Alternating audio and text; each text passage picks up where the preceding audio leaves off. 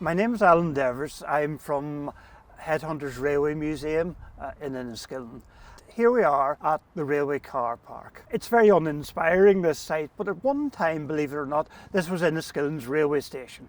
Enniskillen had a railway for just over 100 years. The first trains arrived in about 1854. About 3 or 4 years later, the railway arrived from Lisnaskea, Maguire's Bridge, Lisbon on into Enniskillen. Little Supermarket was the site of the goods store, which was where goods were unloaded from wagons and stored for safety and security inside. The station itself was big because you had 2 platforms. Where the curve of the footpath was roughly where the curve of the station platform was. Behind where that fence was the locomotive shed. It was a 2-bay shed. It held a considerable number of locomotives. There was a huge water tank because in those days steam locomotives required a lot of water and also a lot of coal. So Enniskillen was quite a hub. It was well connected. You could go basically anywhere from Enniskillen. You could go for a day trip to Bundoran on the train. You could go to Belfast for your shopping. You could go to Dublin. Later on, in fact, some of the Belfast stores offered people virtually free travel to Belfast. If you bought things in their store, they refunded your ticket money. Not only passengers travelled by train, but everything travelled by train. There was a considerable traffic in cattle from the west of Ireland. Cattle were reared in the west of Ireland, fattened up, then taken by train to Sligo and then on to Enniskillen. And each day a special train just of cattle wagons left Enniskillen and headed to Belfast or Londonderry, and those cattle were shipped to England to feed the cities of England. In the early morning, the newspapers arrived by train. The Royal Mail was carried by train. Even coffins came by train. Parcels, coal, everything came by train. The railways were very staff intensive because in the Victorian era, of course, labour was cheap. There had been mechanisation to a certain extent, but things were still manually operated. The signalling system, which was a safety system, required men. For example, to operate a signal box over a 24-hour period, you needed 3 different men just to do one shift right through the 24 hours. It was hard physical work quite often. Everything on the railway was heavy. The rails were heavy, the sleepers were heavy. The railwaymen always said everything was heavy except the pay.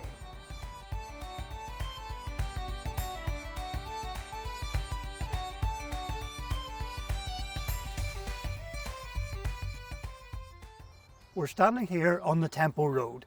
At this point, the railway would be coming in from Lisbon and from the south. This was also the route of the Bundoran Express.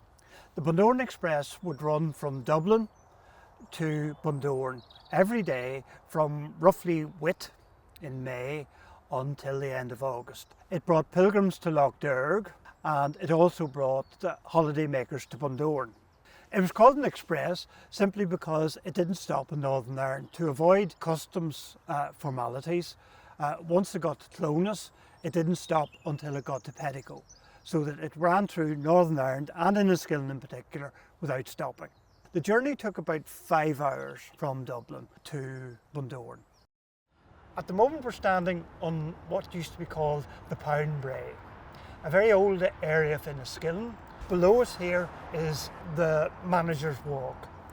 It was provided from the railway station up to the Pound Brae as a shortcut for the upper echelons of the railway, the managers. For a nominal rent, they were given a key. They could use the key to open the gate and they had private access up to the Pound Brae. It was a shortcut to get home. The train would actually have run below us here at the bottom of the hill. There was a very tight curve here. It was the tightest curve on the Great Northern Railway. Trains could only travel at 15 miles an hour. It was such a sharp curve. And there was a double rail on the curve because of the sharpness of the bend. So trains were very limited in the speed.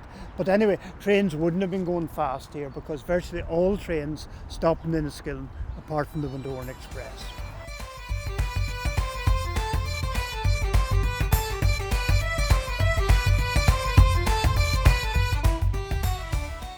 At the moment we're beside the Irvinstown Road.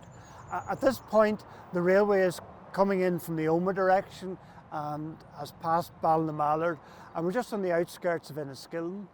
At this point you'll notice that the railway is quite wide because the main line is here where the roadway is, or cycle path. On the other side here there were long sidings because this is where the cattle wagons were loaded up. There was a considerable traffic in livestock from Enniskillen to Belfast, Londonderry for shipping to England, like a farm on wheels. And I'm quite sure it was that, with all the smells associated with the country.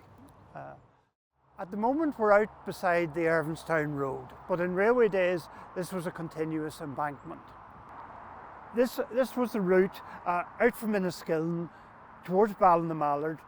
We would soon cross over the first level crossing on the road to Chanter Hill, on out to Ballinamallard, and then out through Kilskeary, Trillick, Fintna and Omagh, and then on to Belfast.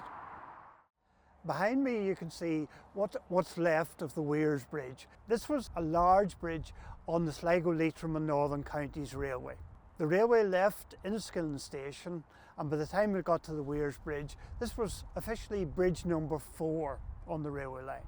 Grandly it was also known as the Killyhevlin Viaduct, or even the Erin Bridge. It was the biggest structure on the Sligo Leitrim Railway.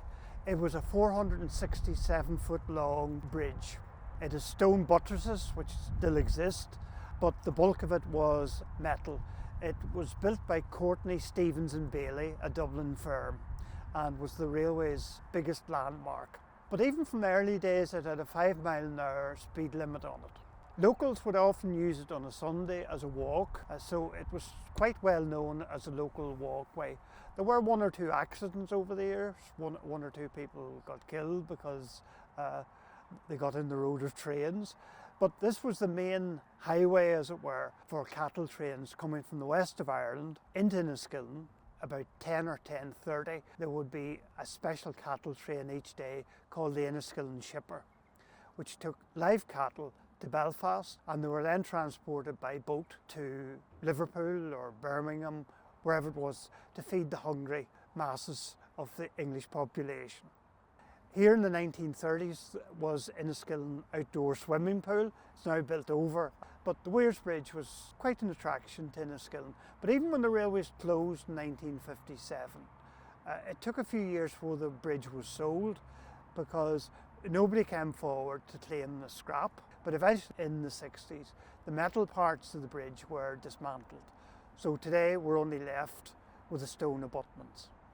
It was a railway run on a shoestring. It was never a particularly prosperous concern, but it still managed to survive until 1957 and became the last independent railway in the British Isles, simply because as it crossed the border, if it had been entirely in the south of Ireland, it would have become part of the Great Southern Railways, but because it crossed into Northern Ireland for about 11 miles, it continued on its independent way for many years.